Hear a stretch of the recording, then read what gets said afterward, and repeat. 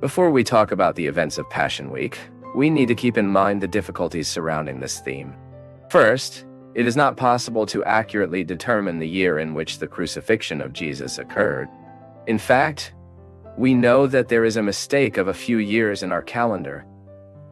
So Jesus may have been born between 6 and 3, before the first year of the Christian era. Thus, Passion Week probably occurred between AD 27 and 30. Second, a similar difficulty occurs about the day Jesus Christ was crucified. There is really no unanimity among scholars about it. Some argue that Jesus was crucified on Wednesday. Others believe it was on Thursday. And others argue that it was on Friday. The discussion about this is very long, and all interpretations have their arguments and difficulties. But the most widely accepted position by scholars is that the crucifixion of Jesus occurred on a Friday. So, in this video, let's adopt this traditional position. So an event that took place on Tuesday night, for example, in Jewish count was already considered an event of Wednesday.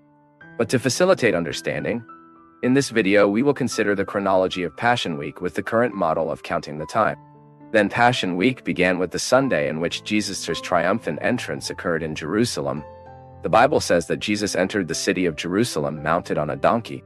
As he entered Jerusalem toward the temple, many extended their robes and branches of the trees along the way. And in this event there is a clear connection with the prophecies recorded in the Old Testament.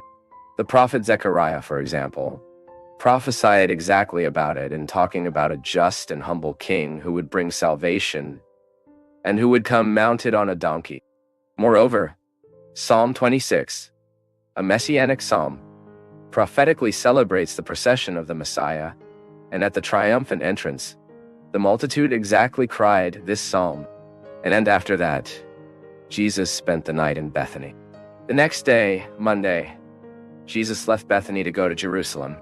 The biblical text says that he was hungry and went to seek fruit in a fig tree, but did not find and ended up cursing that fig tree, which ended up bringing an important lesson to his disciples.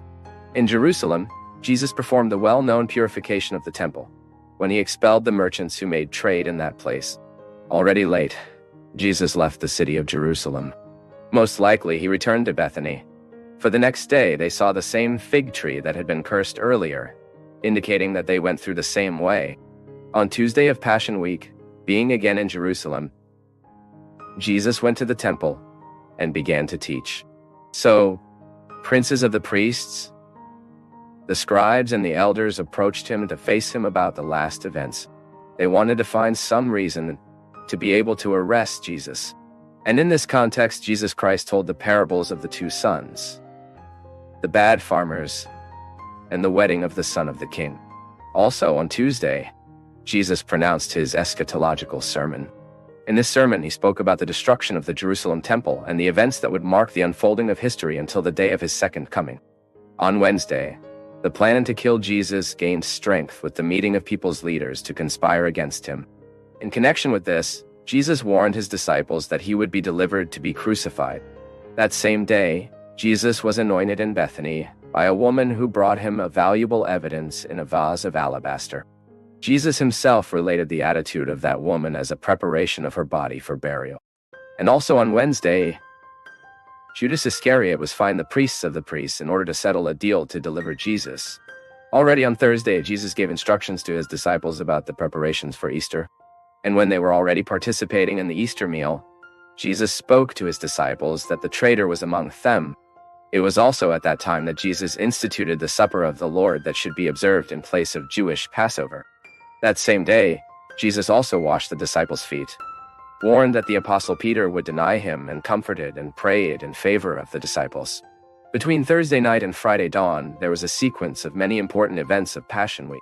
This is because after moving with the disciples, Jesus went to the Hill of Olives to pray in a place called Gethsemane.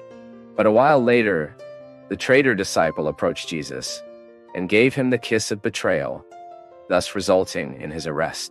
As a prisoner, Jesus attended the Sanhedrin, which was basically the Jewish Supreme Court that sought some accusation against him. It was also during this period that Peter denied Jesus, according to what Jesus himself had announced. And after being formally accused by the Sanhedrin, Jesus was taken before Pontius Pilate, the Roman governor of Judea at that time. So, in a kind of political play, Pilate sent Jesus to Herod Antipas, the Galilee tetrarch. Herod Antipas, in turn, questioned Jesus and returned him to Pilate. And in that context, the Bible says Pilate presented before the crowd Jesus Christ and Barabbas. But the crowd decided to acquit the wrongdoer, and then around 6 o'clock on Friday morning of Passion, Jesus was sentenced to death. After that, still on the morning of Passion, Jesus was hampered until he was crucified at 9 o'clock on Calvary, dying around 3 o'clock in the afternoon after delivering his spirit to the Father. Then a soldier he transposed the body of Jesus with a spear, thus fulfilling the scriptures. And finally, the body of Jesus was buried before the sunset on Friday of Passion in the grave provided by Joseph of Arimathea. Throughout the Saturday, Jesus remained buried. According to the Bible, his tomb was carefully watched by a detachment from the Roman guard. And on Sunday, the most spectacular day in history took place, when early Christ rose from the dead and triumphantly began to appear to his disciples. The four Gospels clearly describe the grave of empty Jesus and his appearances after the resurrection. Although the soldiers who guarded the tomb of Jesus were bribed to deny the truth of the miracle that had occurred, they were unable to silence the good news of the resurrection of Jesus Christ.